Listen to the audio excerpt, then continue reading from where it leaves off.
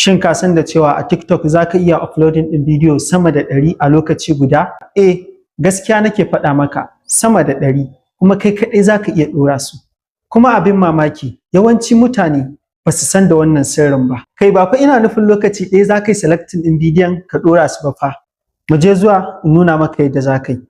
Abin da za ka nema shine za ka je ka nemi TikTok Studio gashi. So in baka da shi za ka je ka Play Store. In baka da shi za ka zo Play Store sai ka zo ka taɓa searching ɗin nan. Sai ka yi searching ɗin TikTok Studio. Sai ka sa Tik. Gashi Studio ya fito a nan. Gashi nan ya sa ma TikTok Studio gashi wanda na zagaye. Sai ka taɓa shi. So ka gani ya kawo ka nan. So ni already na riga da na buɗe shi. Abin da zan yi yanzu kawai zan taɓa nan sai ya buɗe. Gashi ya zo ya kawo nan. Amma kafin mu je ƙarshen bidiyon, wace matsala kake fuskanta a wajen editing a CapCut ko kuma a wajen posting a TikTok ko a Facebook ko a YouTube? Ka rubuta matsalarka a comment section yanzu.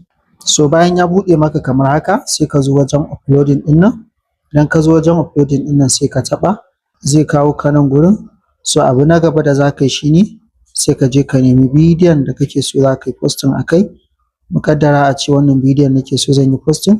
So bayan ya mun haka sai in zo in taɓa nan. Bayan ya kawo ni nan sai in zo in taɓa wajen next ɗin nan sai in taɓa. So bayan ya kawo ka nan abin da za ka yi shine bayan ya kawo ka nan zai kawo maka wajen scroll do post. A nan za ka je ka shiga sai ka taɓa. To zai kawo ka guri kamar haka. Bayan ya kawo ka guri kamar haka to sai ka saka. Sai ka duba a ta nan sai ka ja.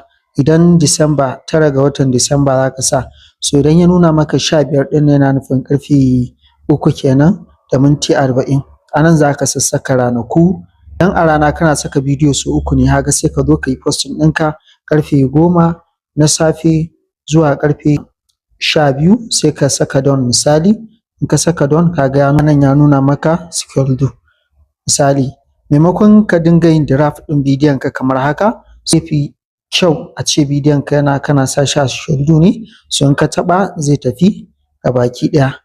Ka gani ka yi posting ɗin shi misali. Wannan hanyar da na nuna maka ita ce hanya mafi sauƙi kuma mafi inganci wajen posting ɗin bidiyo. Ba sai kana barin su a draft ba.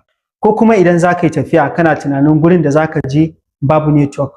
Ko kuma kana jin tsoro wani aiki zai iya ɗauke maka hankali har lokacin yin posting ɗin ka ya wuce ba tare da ka yi posting ɗin ba.